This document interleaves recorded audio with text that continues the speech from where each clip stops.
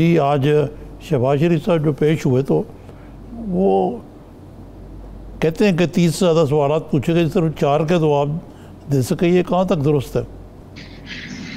देखिए, मुझे तो मालूम नहीं है और ये बड़ी हैरत अंगेज़ बात है। वैसे इसमें हैरत क्या है, अब तो हैरत नहीं होती। वो कागजात जो इन्वेस्टिगेशन के कागजात होते हैं वो हमारे SAPMs और वज़रा जो हैं वो टेलीविज़न प्रोग्राम्स पे और प्रेस कॉन्फ्रेंसेस में ला के ऐसे दिखाते हैं। अगर आपको मालूम है ये कोई और मुल्क होता, अमेरिका या इंग्लिस्तान या कोई ऐसा मुल्क होता, तो सारा एविडेंस जो है वो प्रेजुडिस हो जाता है और नॉन एडमिसिबल हो जाता है अगर आप इस तरह लोगों के सामने वो एविडेंस रखते हैं। लेकिन ये तो बड़ी अजीब सी बात लगती है कि आपको मालूम है कि शहबाज साहब जो हैं वो तकरीबन 140 दिन के करीब ज़ेरे हिरासत रहे थे और अगर 140 दिन में उन सवालात के जवाब नहीं मिल सके, फिर उन्होंने लिख के जवाबात दिए, वो भी जवाबात नहीं मिल सके, तो आज अगर वो ये बात लीक कर रहे हैं और मुझे नहीं मालूम इसमें क्या हकीकत है कि सिर्फ 4 सवालों के जवाब दिए हैं, तो वो प्रोबेबली 4 सवाल जो हैं वो उनसे ताल्लुक़ रखते होंगे और बाकी सवालात जो हैं वो दीगर लोगों से ताल्लुक़ रखते होंगे जिसके बारे में उनके पास मालूमात नहीं होंगी।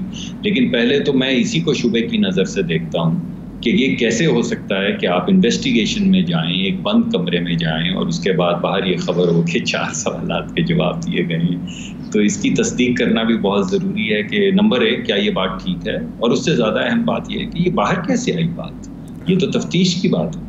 लेकिन मलिक साहब ये जो है ना एक वतीरा नैब का कि वो बड़ी सेलेक्टिव किस्म की लीक्स कर देती है, तो ये आपको भी एक प्रेस रिलीज जारी करनी चाहिए कि आज ये हुआ वहाँ, ताकि ये जो डिसइंफॉर्मेशन का सिलसिला अगर ऐसा है तो ये बंद हो या कम से कम कंट्रोल तो। जी, मेरे ख्याल में आपकी बात ये ठीक है, लेकिन अगर आप मुझसे पूछे तो मेरे ख्याल में अदालत को इसका नोटिस लेना चाहिए, क्योंकि इससे एविडेंस भी प्रेजुडिस होता है, इससे लोगों में जो ओपिनियन है वो भी ख़राब होता है। आप लोगों को की जगहसाई करते हैं, क्योंकि अगर हम एक आध प्रेस रिलीज़ दे भी दें तो जिस तरह की यलगार होती है, जिस तरह की लीकेज होती है, जिस तरह की ट्रोलिंग होती है, जिस तरह आपने देखा है कि एक के बाद दूसरा SAPM जो है और वज़ीर टेलीविज़न पे आके वही एविडेंस जो प्रोप्राइटरी एविडेंस नैब का है उसको कैसे लोगों के सामने रखता है। और आपने फिर ये देखा जो सबसे अहम चीज़ है कि जब तो ये बात लीक होती है तब तो ऐसा लगता है कि गालिबन ऐसी है, और जब प्रेस कॉन्फ्रेंसेस होती हैं तब भी ऐसा लगता है कि गालिबन ऐसा ही होगा।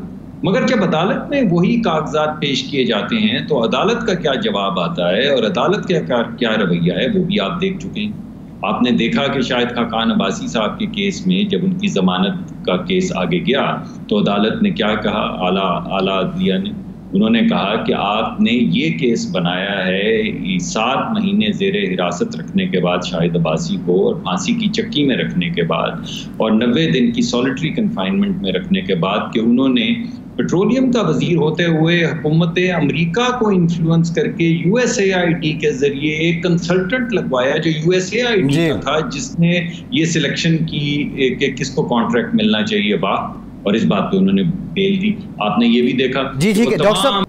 शहबाज शरीफ साहब के करीबी हलकों में ये तासर पाया जाता है कि इमरान खान साहब की हिदायत पर जो इल्ज़ाम लगाया गया वो उनको कोरोना वायरस करवाना चाहते हैं ताकि इस तरीके से उनको रास्ते से हटाएं कि उनकी आधी आंत तो निकली हुई है कैंसर की वजह से, और इसीलिए वो बहुत केयरफुल हैं और वो इसीलिए इसरार है नैब का कि उनको ज़रूर पेश किया जाए।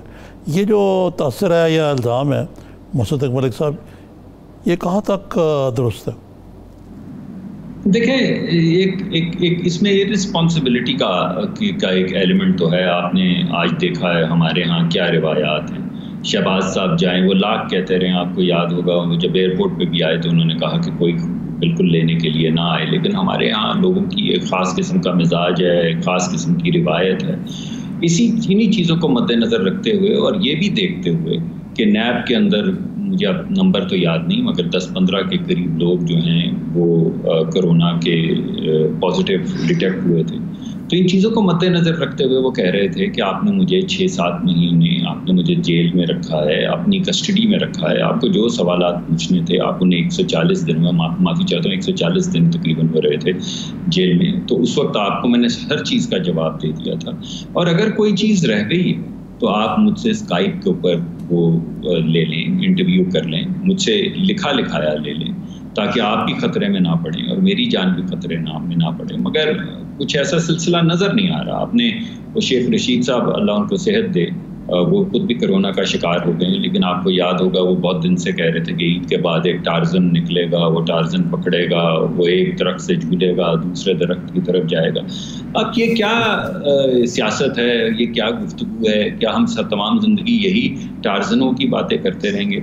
देखिए, मुझे जो बज़ाहिर लगता है वो ये है कि हुकूमत, अगर आप किसी भी हवाले से देख लें, आप इक़्तिसादी हवाले, मुआशी हवाले से देख लें, तो कोरोना आने से पहले ही हुकूमत ने हमारी मईशत जो है उसका जनाजा निकाल दिया था। 6% तरक्की से हम 2% से कम तरक्की पे आ चुके हुए थे, और अब तो खैर नेगेटिव में चले जाएंगे। तो अब बजट आ रहा है, बजट हुकूमत ने पेश करना है। अब आप बताइए क्या बजट पेश करेगी ये हुकूमत इन मौजूदा हालात में और IMF की कैद में?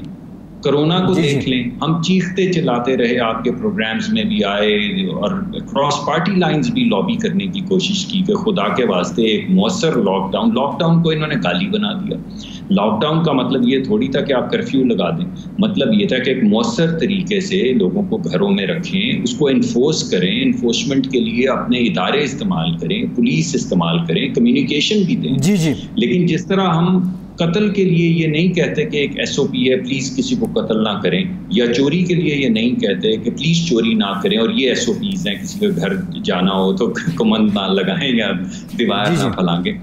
इसी तरह जब उसको इन्फोर्स करने के लिए हमने पुलिस रखी हुई है, तो ये चीज़ जिससे रोज़ 100 लोग मर रहे हैं, आज 106 लोग गालिबन कोरोना की भेंट चढ़े हैं और इंतकाल फरमा गए हैं, तो हुकूमत का ये फ़र्ज़ है कि उनकी ज़िंदगी की हिफाजत करे और जो भी SOPs जिनको वो कह रही है उनको इन्फोर्स करे। ना उन्होंने लॉकडाउन किया, ना SOP की इन्फोर्समेंट। डॉक्टर साहब, ये कोरोना पे भी इन डिटेल बात करेंगे। सवाल मेरा आपसे ब्रेक से पहले भी ये था, जो इस सारी आज की जो पेशी है, ये जो लेटेस्ट केस है, इसमें नैब एक ही सवाल पूछ रही है कि 549 अरब रुपए असासे 20 सालों में शहबाज शरीफ साहब के कैसे हो गए।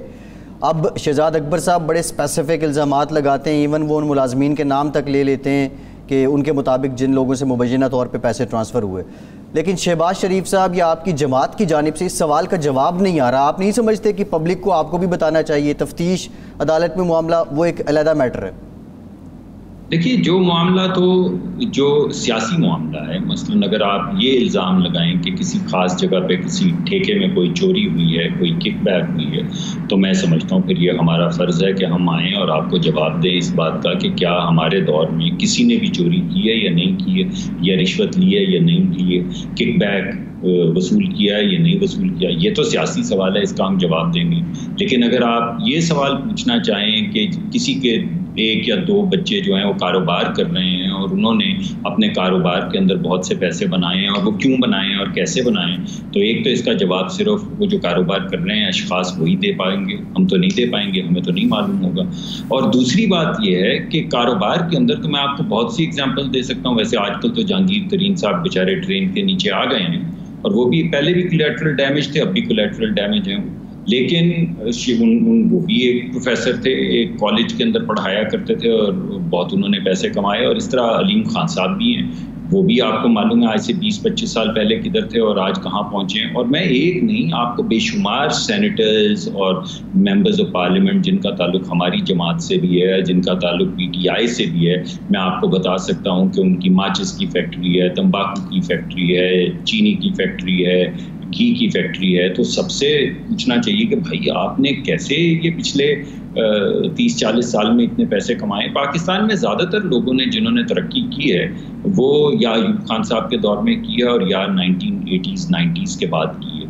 तो ये सबसे हिसाब लिया जा सकता है, मगर ये तो आप कारोबारी हिसाब दे रहे हैं ना। आप ये सवाल पूछ रहे हैं कि आपके पहले कारोबार की मालियत इतनी थी, आपके कारोबार की मालियत इतनी होगी, उसका जवाब दें। बिल्कुल वो जवाब दें, मगर वो जवाब तो कारोबार वाले जो उनके साहबजादगान हैं वो देंगे।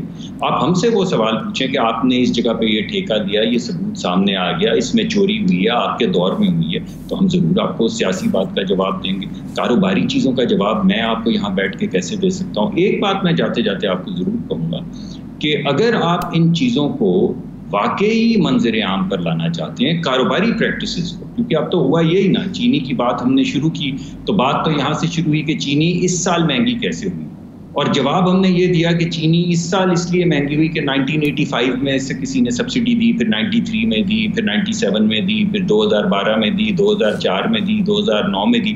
अरे भाई, इस साल चीनी क्यों महंगी हुई? इस वजह से कि असद उमर साहब ने ECC में इजाज़त दी, उसका तो कहीं जिक्र नहीं है। इस वजह से कि काबीना के अंदर इजाज़त दी इमरान खान साहब ने, उसका भी कहीं जिक्र नहीं है। इस वजह से कि इसके बावजूद कि वफाकी हुकूमत ने कहा सब्सिडी नहीं मिलनी चाहिए, वज़ीर आला पंजाब ने सब्सिडी बुज़दार साहब ने दे दी, उसका भी कहीं जिक्र नहीं। जिक्र सिर्फ ये है कि तमाम चीनी की मिलों वालों से पूछा जाए कि 1985 से लेकर आज तक उनकी कारोबारी प्रैक्टिसेस क्या हैं, तो ज़रूर पूछिए। लेकिन ये सियासी सवाल तो है नहीं, ये तो सवाल है कि पाकिस्तान में कारोबार की नौइयत क्या है।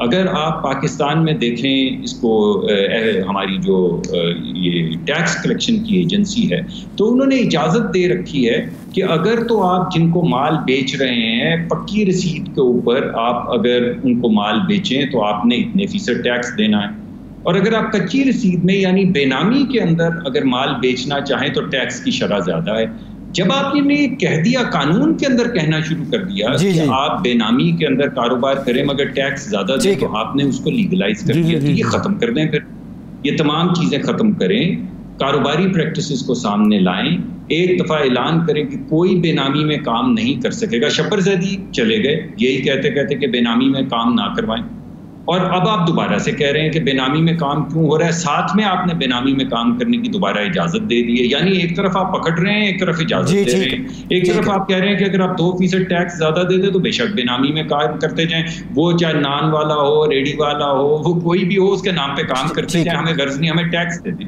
तो सवाल